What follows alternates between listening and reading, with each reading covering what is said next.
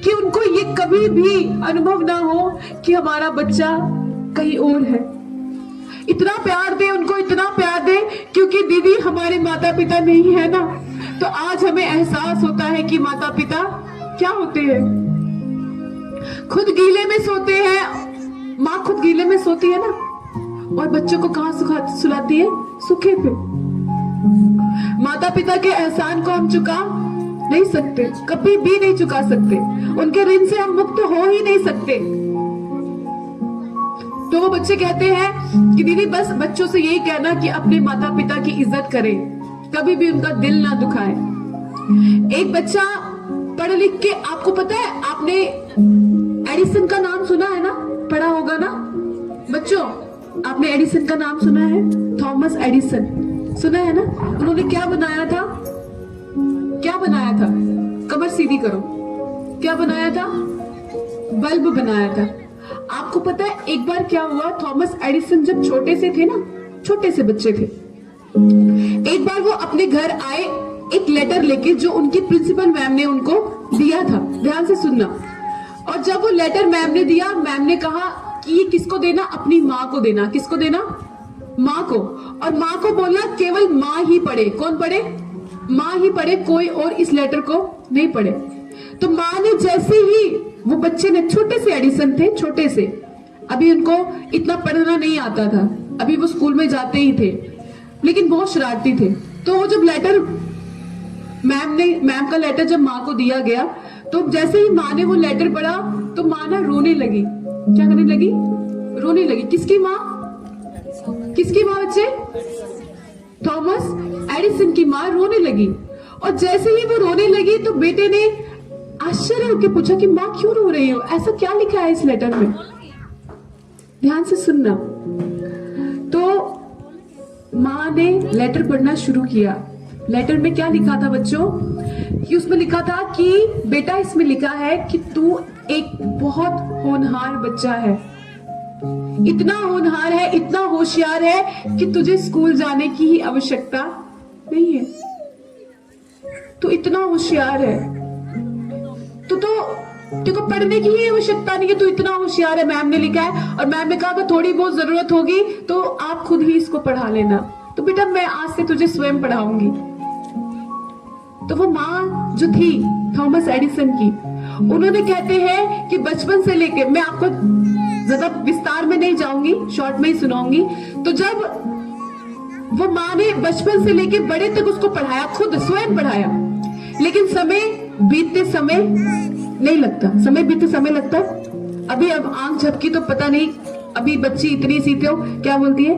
पापा मैं छोटी थी, बड़ी कब हो गई पता भी नहीं चला। देखते देखते बच्चा इतना सा होता है और चलते चलते इतना बड़ा हो जाता है। तो थॉमस एडिसन बहुत खुश, माँ उनको पढ़ाती गई, समय बीतता गया।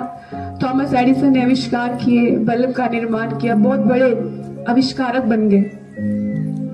एक दिन समय ऐसा आया कि माँ उनको छोड़ के चली गई, क्योंकि सबको इस संसार से जाना है। तो माँ ने भी इस संसार को छोड़ दिया। एक दिन थॉमस एडिसन ऐसे ही अपने कमरे की सफाई कर रहे थे। सफाई करते करते उनको वही लेटर मिला। देखना, समझना माँ कि माँ का आशीर्वाद क्या कर सकता है, माँ क्या नहीं कर सकती। कहते हैं कि पिता रोज प्रार्थना करते हैं मेरे लिए कि मेरे बेटे को सुरक्षित रखना है प्रभु, मेरे बच्चे की रक्षा करना। लेकिन माँ जो होती है ना, वो एक कदम आगे होती है। वो क्या करती है? ईश्वर से मेरे लिए लड़ लेती है। क्या करती है? लड़ जाती है कि अगर मेरे बेटे के साथ कुछ गलत हुआ तो मैं आपको छोड़ूंगी नहीं। किसको कहती है? ईश्वर को। इतनी ताकत है माँ में कि वो ईश्वर से भी लड़ जाती है। ऐसी ताकत सिर्फ माँ में होती है और किसी में नहीं हो सकती। तो थॉमस एडिसन ने जैसे ही वो लेटर खोला तो थॉमस एडिसन वहीं पे शांत हो गए और वो रोने लगे। उस लेटर में पता बच्चों क्या लिखा था? उसमें लिखा था कि आपका बच्चा दिमागी तौर पे कमजोर है, आपका बच्चा पढ़ाई नहीं कर सकता। अगर ये हमारे विद्यालय में पढ़ेगा तो हमारे विद्यालय का नाम खराब हो जाएगा। तो आज के बाद इस बच्चे को आप विद्यालय नहीं भेजना। हम इसका टीसी भी आपको दे रहे हो, इसको दोबारा विद्यालय में नहीं भेजना। लेकिन सोचिए, एक दिमागी तौर पे कमजोर बच्चा माँ के आशीर्वाद से क्या बन गया, कितना बड़ा आविष्कारक बन गया। सोचिए, माँ का आशीर्वाद क्या नहीं कर सकता। तो वही माँ की आंखें अगर आपके कारण गीली हो जाएं, तो सोचिए ईश्वर आपको माफ करेगा? बोलो बच्चों, ईश्वर आपको माफ करेगा? कभी नहीं करेगा, क्योंकि माता पिता और ईश्वर जो है वो साक्षात ईश्वर है, साक्षात भगवान है। तो आप सबको तो पता ही होगा, गणेश भगवान ने अपने माता पिता की क्या की थी? क्या की थी? परिक्रमा। उनका क्या किया था? पूजन किया था। क्या किया था? और पूजन करने से क्या हुआ था? क्या हुआ था बच्चों? आप तो हर साल सुनते हो ना, क्या हुआ था? नहीं पता आपको? जब उन्होंने अपने माता पिता का पूजन किया ना, तो माता पिता प्रसन्न होकर उनके ललाट पे तिलक किया और क्या कहा कि पूरी दुनिया मेरी पूजा करती है, लेकिन तुमने किसका पूजन किया? माता पिता का। इसलिए हमारे हिंदू में सबसे पहले किसकी पूजा की जाती है? गणेश भगवान की जाती है कि नहीं? हमारी संस्कृति में किसकी पूजा की जाती है? गणेश भगवान की। तो हम लोग बोलते हैं ना, क्या बोलते हैं कि गणेश भगवान हमारे कार्य में आइए और क्या कीजिए, वो भगवान बन जाता है। क्या बन जाता है? भगवान। तो इतनी महिमा है माता पिता और गुरु की। तो अब हम सब लोग ना पूजन के लिए तैयारी करते हैं, समय भी कम है, 12:30 है। वो इस दुनिया की कोई भी यूनिवर्सिटी भी नहीं दे सकती, क्योंकि पहले गुरु कौन होते हैं हमारे? कौन होते हैं बच्चा? माता पिता। दूसरे गुरु शिक्षक होते हैं। कौन होते हैं? शिक्षक। तीसरे गुरु सतगुरु। कौन होते हैं? जो हमें जन्म मरण से पार कर देते हैं, जो हमें वास्तव में ये अनुभव करवा देते हैं कि हम, बोलिए ना, कौन? आत्मा माने परमात्मा। आत्मा ही परमात्मा है। तो अगर आप गीता पढ़ोगे ना, तो आपको सत्य की अनुभूति हो जाएगी। क्योंकि अगर आपको कोई खिलौना लेके आते हो ना बाजार से, तो आपको एक मैनुअल बुक मिलती है ना, मिलती है कि नहीं बच्चों? तो आप उसमें देखते हो ना कि इसको कैसे चलाते हैं, इस खिलौने को। ऐसे ही जो गीता है ना, वो हमारी भी मैनुअल बुक है। तो उसको अगर हम पढ़ेंगे ना, तो हमें पता चलेगा कि हमें क्या करना चाहिए और क्या नहीं करना चाहिए। ये आपको ज्ञात हो जाएगा। तो हर बच्चे को, माताओं को, क्योंकि क्या कहते थे, हर पहले के जमाने में माताएं बच्चों को बचपन से ही गीता का ज्ञान सुनाती थी। तो बच्चे नीडर होते थे। क्या होते थे? नीडर। डरते नहीं थे। लेकिन आज क्या होता है, छोटा सा चूहा भी, अरे मर गई, चूहा भी निकला तो क्या हो जाता है? तो छिपकली, मम्मा यार छिपकली, मैं अंदर कमरे में नहीं जाऊंगी। अरे वो खा जाएगी तेरे को। डर बैठ गया। क्या बैठ गया? डर। निर्भयता नहीं रही है बच्चों में, क्योंकि सबसे ज्यादा नुकसान किसने किया है? बोलो बच्चों, आपको पता है सबसे ज्यादा हमारी बुद्धि को खराब किसने किया है? शाबाश, बोलो, सुनना चाहते हैं हम, बोलो। अच्छा सुनो, माँ बोलते हो ना आप? माँ बोलते हो माँ को? बोलो सभी माँ। माँ प्रेम से बोलो ना, माँ। कितना सुंदर लगता है ना माँ शब्द। माँ से माँ, दोनों में माँ है कि नहीं? लेकिन इनके अंत में भी दोनों में माँ आएगा, माँ ही आएगा। कैसे बताओ? माँ के पास जाओगे ना, माँ के पास, तो मुक्ति मिलेगी। क्या मिलेगी? लेकिन मोबाइल के पास जाओगे तो क्या मिलेगा? क्या मिलेगी? मृत्यु। क्या मिलेगी? किस चीज की मृत्यु मिलेगी? किस चीज की?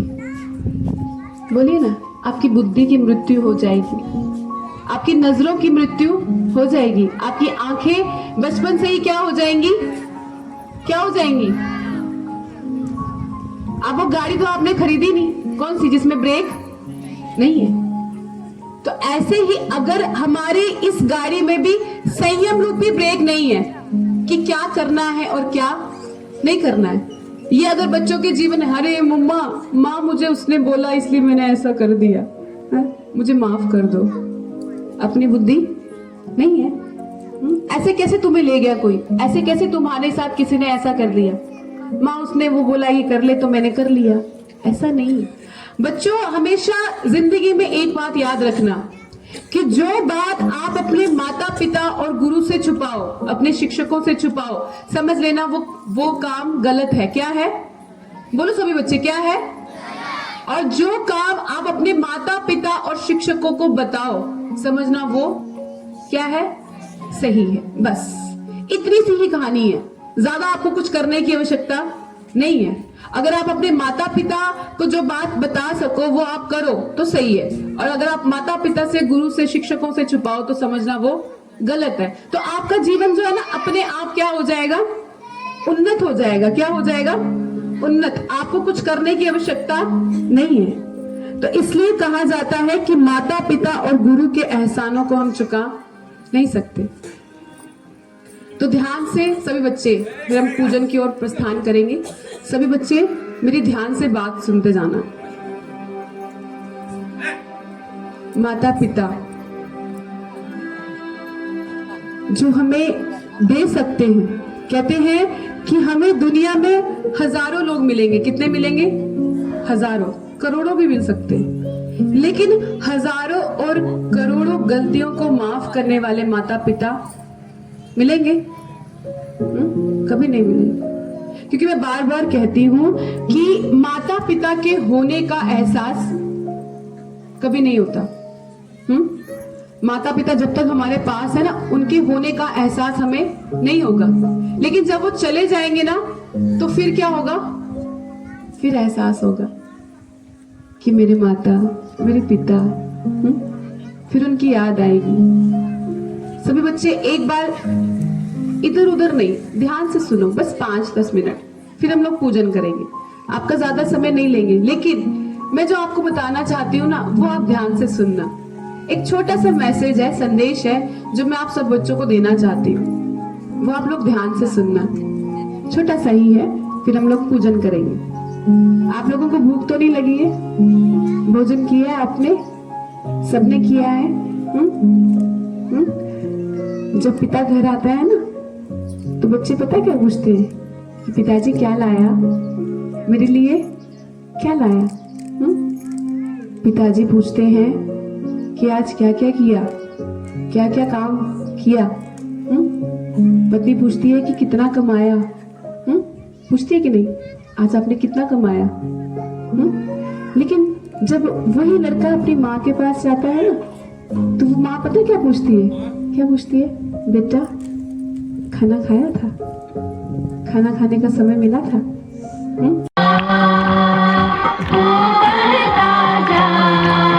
सभी बच्चे मेरे साथ करेंगे।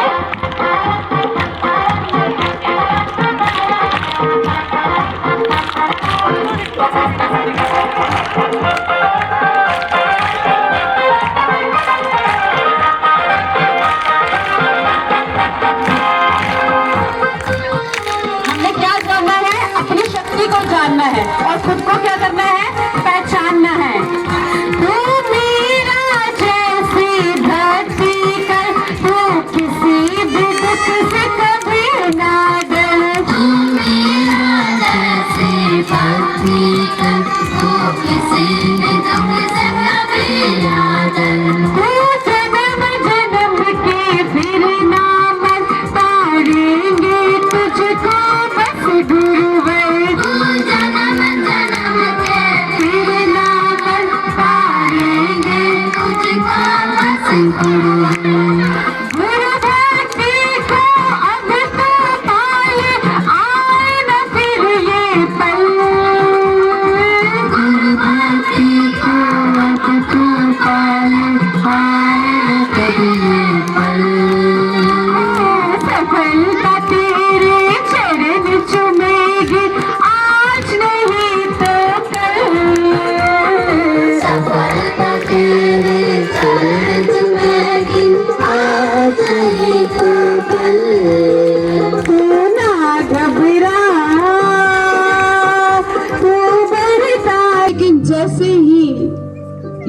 जीव इस संसार में आता है वो मोह माया में फंस जाता है और ये भूल जाता है कि वास्तव में मैं कौन हूँ और मैं किसका हूँ, मुझे इस दुनिया में किसने भेजा है और क्यों भेजा है। ये प्रश्न हमारे हृदय में कभी उठता ही नहीं।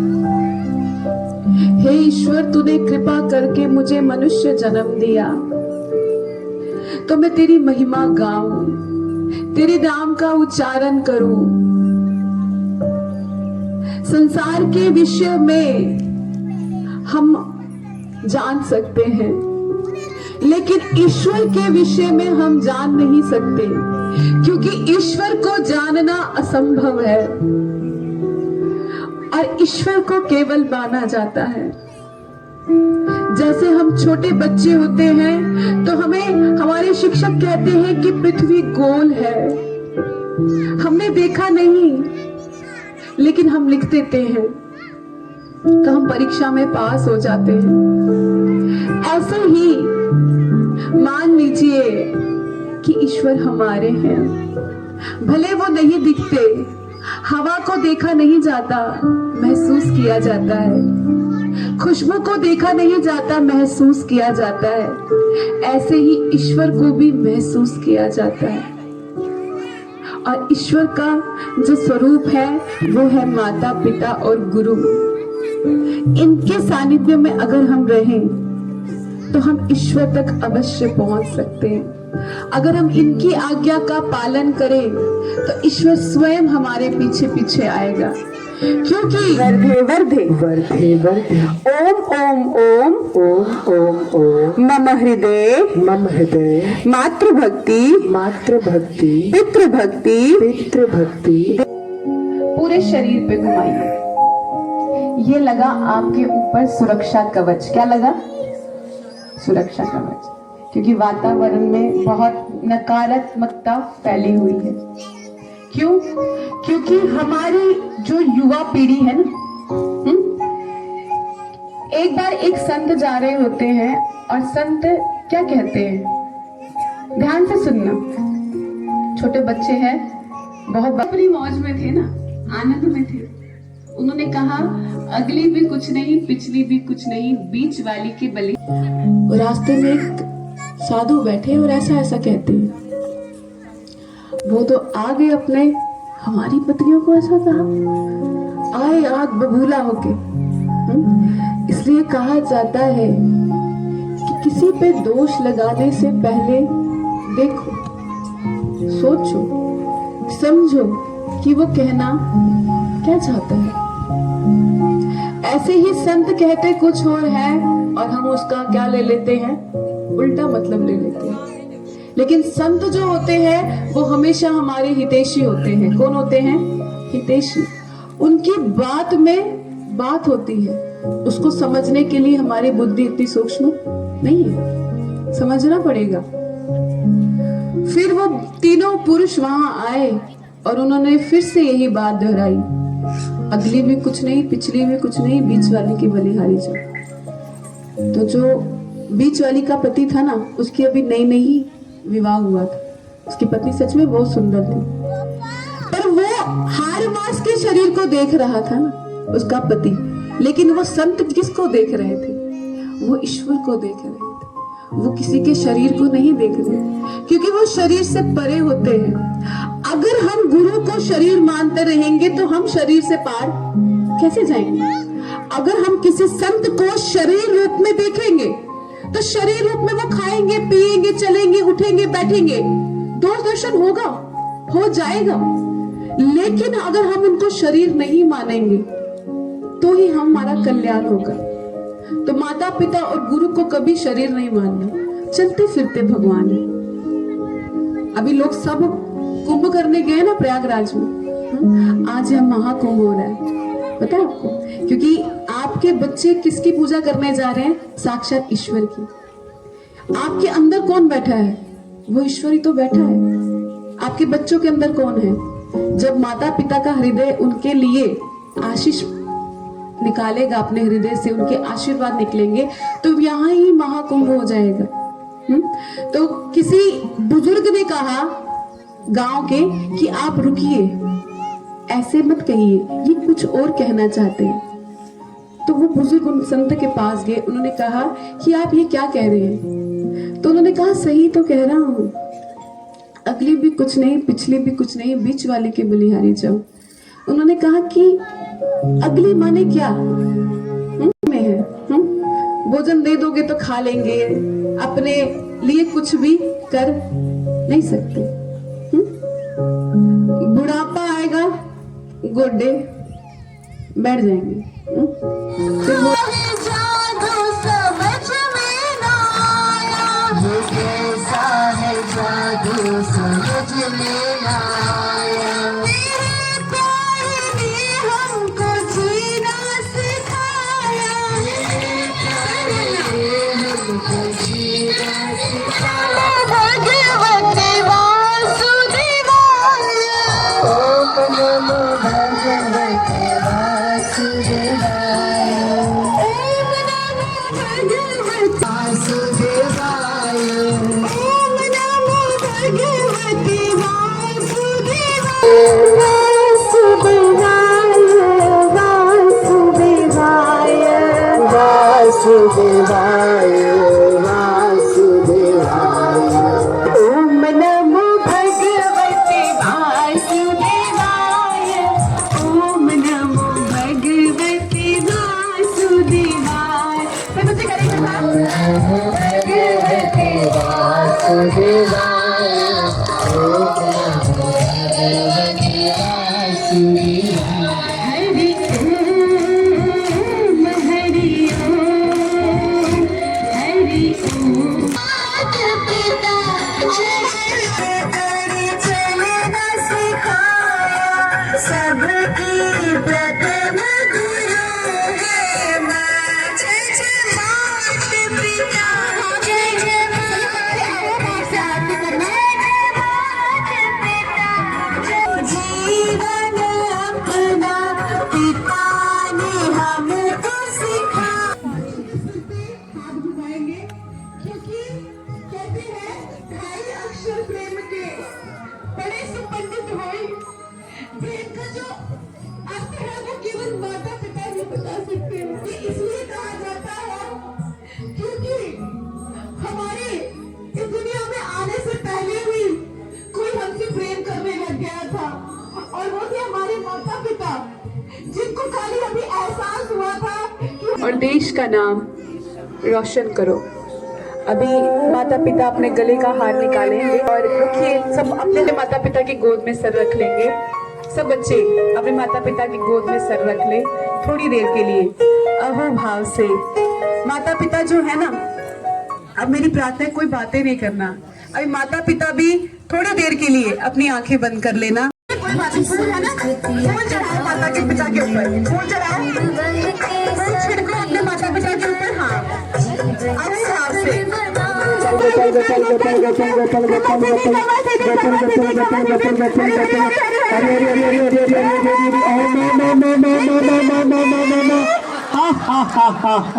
खुल के नहीं हंसे।